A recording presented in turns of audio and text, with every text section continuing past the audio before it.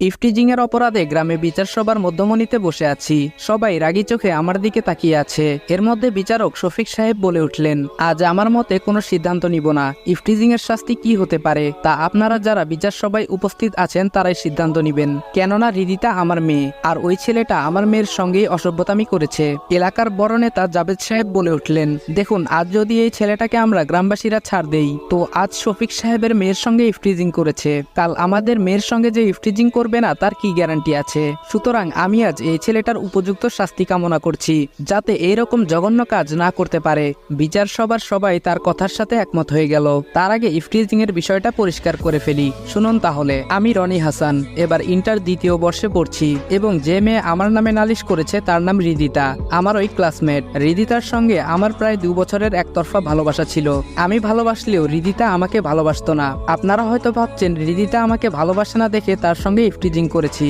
না, আমি ইফটিজিং করিনি। সত্য কথা বলতে হৃদিতা যেমন ভদ্র তেমন সুন্দরী, যার দরুন কলেজের সব ছেলেদের ক্রাশ ছিল হৃদিতা। এর মধ্যে আমিও ব্যতিক্রম হতে পারিনি। সবাই হৃদিতাকে পছন্দ করলেও সাহস করে হৃদিতাকে ভালোবাসার কথাটি কেউ বলতে পারেনি। কেননা হৃদিতার বাবা রাজনৈতিক দলে ভালো ক্ষমতা সম্পন্ন ব্যক্তি। সে চাইলে একজনকে কোনো মিথ্যা মামলায় নিমিষে জেল অবধি পৌঁছাতে পারেন, কিন্তু মানুষ হিসেবে তিনি যথেষ্ট সৎ। একদিন আমার চাচাতো বোন তানিশাকে দিয়ে প্রপোজাল দিয়েছিলাম।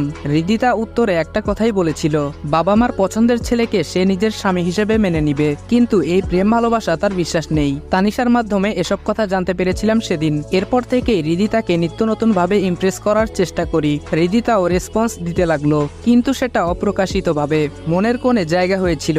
কিন্তু হঠাৎ একদিন দুর্জয় এসে বলতে লাগলো, দেখ বন্ধু, তোকে ভালোভাবে বলছি, তুই হৃদিতার জীবন থেকে সরে যা, নয়তো তার ফল ভালো হবে না। এই আমি বলে দিলাম।